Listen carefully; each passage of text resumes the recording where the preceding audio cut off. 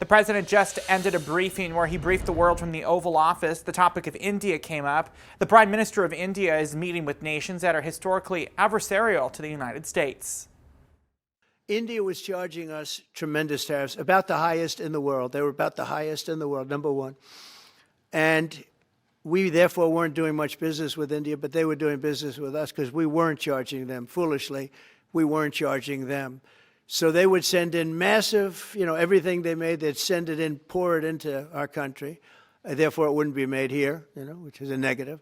But we would not send in anything because they were charging us 100% tariffs. And Yeah, so as we continue to track tariffs and the impact they will have on your wallet, this has big ramifications for the state of Washington. Earlier in August, President Donald Trump placed tariffs on India for, in his words, supporting the Russian war machine. As we take a live look from the White House, Senator Maria Cantwell pushed back not only on the Biden administration, but the idea from the president most recently and how he's doing business with the Indians. She wanted to see more free trade agreements to bring produce from Washington state into their market.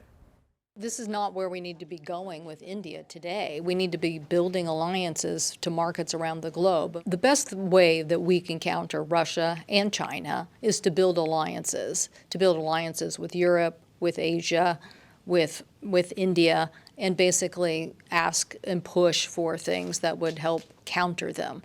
When we leave ourselves out of these markets, then they do go build alliances, and that's the one thing we don't want to see. The president of the Washington Fruit Tree Association showed me some information pertaining to this year's harvest. And you're looking at video right here of a piece of legislation that Senator Cantwell supported in an effort to try to get more free trade agreements when it comes to tariffs. The Washington Fruit Tree Association told me India had gone up to our second largest market for importing apples. The most recent data shows $19.5 million in trade for the state of Washington. Meanwhile, at today's press conference, President Donald Trump responded to online speculation that he was dead.